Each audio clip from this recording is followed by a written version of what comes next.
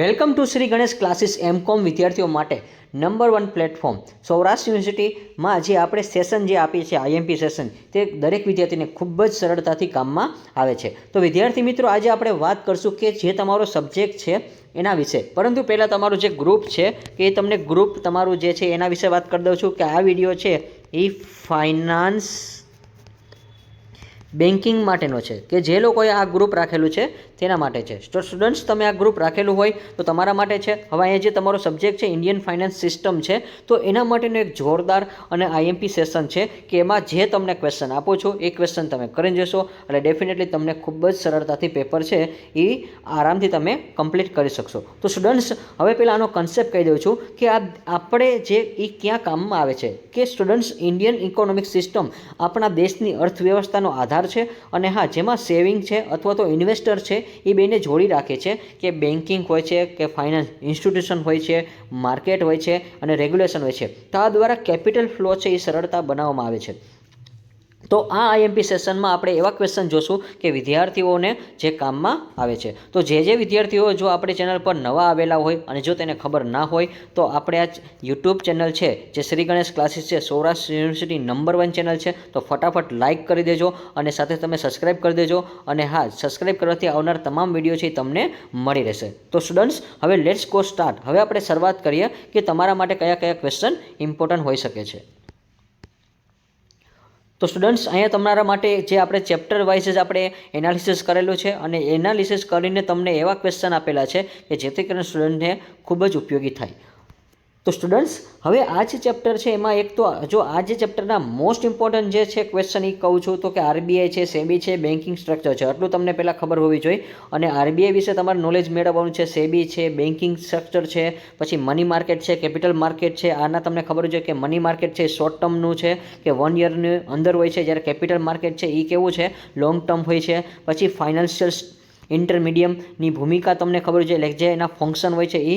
અને આજે જે તાજેતરમાં જે કાંઈ સુધારા થયા છે તો વિદ્યાર્થી મિત્રો એ પણ તમારે ખાસ કરવાના છે, કારણ કે આ ટાઈપની જે બુક્સ છે એ તમને માર્કેટમાં ક્યારેક અવેલેબલ હશે, ક્યારેક નહીં હોય. અને આમાં એવા ક્વેશ્ચન પણ આવી શકે છે કે ફ્યુચરમાં જે કાંઈ ચેન્જ થયા છે તો એ પણ તમે આમાં ઇન્ક્લુડેડ કરી શકો છો અને એ ટાઈપનું તમને પેપરમાં પૂછી શકે છે. તો સ્ટુડન્ટ્સ, તમે ખાસ આ ક્વેશ્ચન અને આ જે ક્વેશ્ચન છે એ આપવું છે એ ખાસ કરીને જોજો. પરંતુ અમુક ક્વેશ્ચન જે કહું છું એ વધારે તમારે કરવાના છે. તો સ્ટુડન્ટ્સ, હવે આપણે શરૂઆત કરી કે Indian finance system in introduction. આ જે તમારું જે ચેપ્ટર છે એ તો કે જે એની અંદર જે ઇન્ટ્રોડક્શનમાં તમને કીધું છે તો કે what is a Indian finance system, discuss in details the various components and function of Indian financial system. એટલે કે ભારતીય નાણાકીય જે નાણાકીય વ્યવસ્થા છે અને ભારતીય નાણાકીય વ્યવસ્થાની વિવિધ ઘટકો અને કાર્યની વિગતવાર તમારે ચર્ચા કરવાની છે. ત્યાર પછી આપણે ક્વેશ્ચન 2 જોઈ, discuss the classification of Indian finance marketing in the form of a chart and explain the characteristic of each market. તો જો વિદ્યાર્થી મિત્રો, આ ક્વેશ્ચન તમારા માટે ઇમ્પોર્ટન્ટ હોઈ શકે છે કે ચાર્ટ રૂપમાં ભારતીય નાણાકીયની બજારનું વર્ગીકરણ કરો અને દરેકની તમારે બજારમાં છે એની લાક્ષણિકતા સમજાવવાની છે. તો ડેફિનેટલી છે ક્વેશ્ચન 2 છે એ તમારા માટે ઇમ્પોર્ટન્ટ બની શકે છે.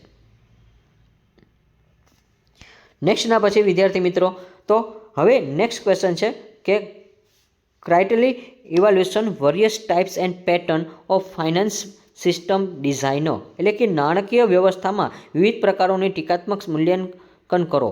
અને હા, what types of design does the Indian finance system have, કે ભારતીય નાણાકીય વ્યવસ્થાની ડિઝાઇન કયા પ્રકારની છે તે તમારે સમજાવવાનું છે. તો વિદ્યાર્થી મિત્રો, ક્વેશ્ચન નંબર 2 અને 3 વેરી મોસ્ટ ઇમ્પોર્ટન્ટ છે. ત્યાર પછી યુનિટ જે 2 છે મની માર્કેટ એન્ડ ડેપ્ટ માર્કેટ. તો વિદ્યાર્થી મિત્રો, આ જે છે એમાં હવે તમારે અમુક જે વર્ડ છે એ ખાસ પાકા કરવાના છે અને એનો મિનિંગ છે એ તમને કમ્પ્લીટ હોવો જોઈએ. તો હવે આમાં જે શોર્ટ ક્વેશ્ચન વધારે પૂછાશે અને સ્ટુડન્ટ્સ, આ પેપર છે થોડુંક લાંબુ તમારું બની શકે છે, તો ખાસ યાદ રાખજો. એટલા માટે નાના વર્ડ છે એ ખાસ પાકા કરવાના કે કોમર્શિયલ બિલ માર્કેટિંગ છે તો કોમર્શિયલ બેંક છે કેને રિલેટેડ કામ કરે છે. પછી કોલ છે, નોટિસ મની છે તો નોટિસ મની માર્કેટ એટલે કે કોલ અને નોટિસ મની માર્કેટ શું છે એના વિશે તમારે સમજાવવાનું છે. પછી સર્ટિફિકેટ ઓફ ડિપોઝિટ માર્કેટ એટલે કે ડિપોઝિટરી માર્કેટનું પ્રમાણપત્ર છે. Treasury bill most important topic હોઈ શકે છે. ડેપ્ટ માર્કેટ છે અને ગવર્નમેન્ટ સિક્યુરિટી માર્કેટ.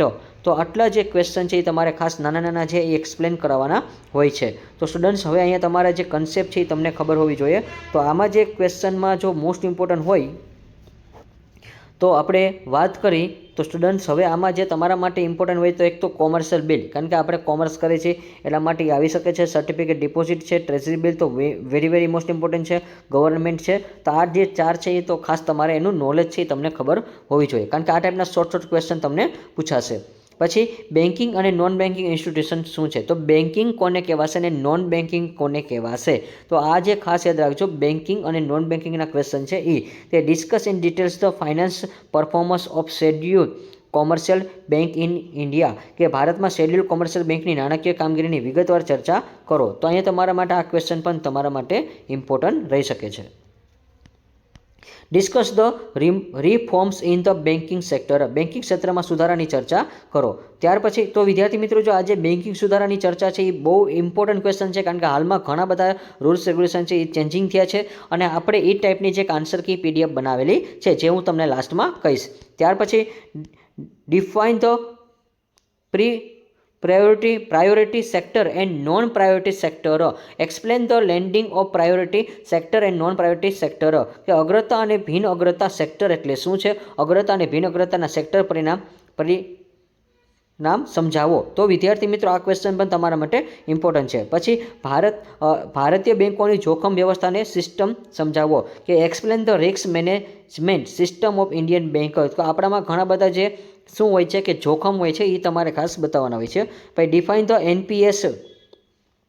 તો NPS છે discuss the tools available and banking of manager there is a NPAS, એટલે કે NPA વ્યાખ્યાયિત કરો અને બેન્કિંગને તેમાં NPAનું સંચાલન કરવા માટે ઉપલબ્ધ સાધનો છે. તો વિદ્યાર્થી મિત્રો NPS છે વેરી મોસ્ટ ઇમ્પોર્ટન્ટ ક્વેશ્ચન હોઈ શકે છે અને તમારે એક્ઝામમાં આ ટાઈપના ક્વેશ્ચન છે ઇમ્પોર્ટન્ટ બને છે. તો વિદ્યાર્થી મિત્રો દરેક યુનિટમાં તમને એવા ક્વેશ્ચન આપશું કે જે ઇમ્પોર્ટન્ટ હોય છે એ, અને 5 થી 6 ક્વેશ્ચન હોય છે એમાંથી પણ તમને ઇમ્પોર્ટન્ટ કહેતો જાઉં છું. પછી મ્યુચ્યુઅલ ફંડ છે, ઇન્સ્યોરન્સ છે. તો જો mutual fund what is a mutual fund, explain the different types of the mutual fund scheme available in market. તો અહીંયા ખાસ યાદ રાખજો મ્યુચ્યુઅલ ફંડ છે અને બજારમાં ઉપલબ્ધ વિવિધ પ્રકારના મ્યુચ્યુઅલ ફંડ છે એની યોજના સમજાવો. તો મ્યુચ્યુઅલ ફંડ તમારા માટે મોસ્ટ ઇમ્પોર્ટન્ટ ક્વેશ્ચન છે. ત્યાર પછી IRDA છે એની ટૂંકનોંધ છે, એના ફંક્શન છે એ તમારા માટે ઇમ્પોર્ટન્ટ છે. તો ખાસ તમે યાદ રાખજો કે IRDP છે એ તમારા માટે ઇમ્પોર્ટન્ટ ક્વેશ્ચન બની શકે છે. નેક્સ્ટ એના પછી explain the merits demerits mutual fund. તો જો ફાયદા અને મહત્વ, તો ફાયદા અને મહત્વ તમને ખબર હોય છે કે મ્યુચ્યુઅલ ફંડના શું ફાયદા છે, તો સામે ગેરફાયદા પણ હોઈ શકે છે. મ્યુચ્યુઅલ ફંડ એટલે વિદ્યાર્થી મિત્રો આપણે જે SIP કરતા હોય છે એ, અને state the grow of performance and mutual fund in India, કે ભારતમાં મ્યુચ્યુઅલ ફંડની વૃદ્ધિ અને કામગીરી જણાવો. તો વિદ્યાર્થી મિત્રો આજના જમાનામાં આ ક્વેશ્ચન છે તમારા માટે બહુ ઇમ્પોર્ટન્ટ છે, કારણ કે અત્યારે દિવસે ને દિવસે છે મ્યુચ્યુઅલ ફંડ છે એ ઇન્ક્રીઝ થાય છે, ગ્રો થાય છે એટલા માટે. ત્યાર પછી GIC અને LIC નો મિનિંગ તમને ખબર હોવી જોઈએ. તો વિદ્યાર્થી મિત્રો LIC નું તો બધાને નામ ખબર છે, LIC નું પૂરું નામ તો બધાને ખબર છે, લાઈફ ઓફ ઇન્સ્યોરન્સ કોર્પોરેશન છે. તો GIC નું પૂરું નામ પણ તમને ખબર હોય છે, જે કોમેન્ટમાં જણાવતો. જે વિદ્યાર્થીઓને ખબર છે કે GIC નું ફૂલ ફોર્મ નામ છે એ ખાસ કરીને તમે કોમેન્ટમાં જણાવજો, કે મને પણ ખબર પડે કે ઘણા બધા વિદ્યાર્થીઓને ખબર જ નહીં હોય એવું લાગે છે 90%, પરંતુ જેને ખબર હોય એ તમે ખાસ કોમેન્ટમાં જણાવજો. તો સ્ટુડન્ટ્સ હવે આપણે આ જે ક્વેશ્ચન આપેલા છે એ બધા કમ્પ્લીટ થઈ છે. જો તમારે આની આન્સર કીની PDF તમારે પરચેસ કરવાની બાકી હોય તો એના માટે હું તમને 1 મિનિટ તમને અહીંયા સમજાવી દઉં છું. તો સ્ટુડન્ટ્સ હવે તમારી જે આની આન્સર કી છે એ PDF જો જોતી હોય તો તમારે જો ડાયરેક્ટ એપ્લિકેશનમાંથી પરચેસ કરવી હોય તો ત્યાંથી પણ તમે પરચેસ કરી શકો છો. ત્યાં તમને ઓલ ટાઈપ્સની PDF છે એ રેડી છે અને ત્યાં તમારા સબ્જેક્ટનું નામ લખેલું હશે કે ફાઇનાન્સ એન્ડ બેન્કિંગ. તો ફાઇનાન્સ અને બેન્કિંગમાં તમારે જવાનું છે અને ત્યાંથી તમારે પરચેસ કરી લેવાની છે. ત્યાં તમને ઓલ PDF છે, એટલે કે જે ફાઇનાન્સ એન્ડ બેન્કિંગની 3 PDF છે મોસ્ટ ઇમ્પોર્ટન્ટ છે એ 101 રૂપીસમાં ભરવાની છે. અને જો તમારે ત્યાંથી એપ્લિકેશનમાંથી પરચેસ ન કરવી હોય તો તમારે ડાયરેક્ટ મોબાઈલમાંથી, એટલે કે જે તમને નંબર આપું છું 88665120 094 તમારે અહીંથી પરચેસ કરવી છે તો અહીંયા એનો જે ચાર્જ છે એ વિદ્યાર્થી મિત્રો 41 રૂપીસ છે. એક PDF છે. અહીંયા તમને ડે બાય ડે એક PDF જ મળશે. અહીંયા સંયુક્તમાં PDF નહીં મળે, એટલે ખાસ યાદ રાખજો. જે વોટ્સઅપ નંબરમાં જે તમારે PDF પરચેસ કરવી હોય તો ત્યાં એનો ચાર્જ મેં તમને કીધો છે. આ તમારો કોડ છે. તમે જો આ 41 રૂપીસમાં તમે પેમેન્ટ કરશો એટલે PDF છે એ તમને શેર કરી દેવામાં આવશે. તો સ્ટુડન્ટ્સ આટલી તમને ખબર હોવી જોઈએ. જો એપ્લિકેશનમાંથી પરચેસ કરો તો 3 PDF તમને ત્યાંથી અવેલેબલ છે, અને જો તમારે મોબાઈલ ફોનમાંથી ડાયરેક્ટ વોટ્સઅપ સ્કેન કરીને કરવું છે તો તમારે આ જે સ્કેન કરી શકો છો. અને ત્યાર પછી અહીંયા આ જે નંબર આપેલા છે 8866512094 ત્યાં તમારે શેર કરી દેવાનો છે. અને તમે આ જે શેર કરશો 41 રૂપીસ એટલે તમને ડાયરેક્ટલી PDF છે એ શેર કરી દેવામાં આવશે. ગુજરાતી મીડિયમ હોય તો એ ભલે, ઇંગ્લિશ મીડિયમ હોય તો ભલે, બંનેના આપણે જે નોટ્સ છે એ પ્રીમિયમ નોટ્સ છે ઓલરેડી બનાવેલી છે. તો સ્ટુડન્ટ્સ આ વિડીયો ઉપર મેક્સિમમ તમે શેર કરજો અને લાઇક કરવાનું ભૂલશો નહીં. અને હા, ત્યાર પછી કયા વિડીયોના તમારે કયા લેક્ચર જોઈ છે અથવા તો તમારે કયા IMP સેશન જોઈ છે તે ખાસ કરીને કોમેન્ટમાં જણાવજો. કોમેન્ટ હશે એટલે એ બેઝ ઉપર તમારા IMP સેશન છે એ તમને જલ્દીથી પ્રોવાઈડ કરી દેવામાં આવશે. તો like this video, share this video, follow with SGC.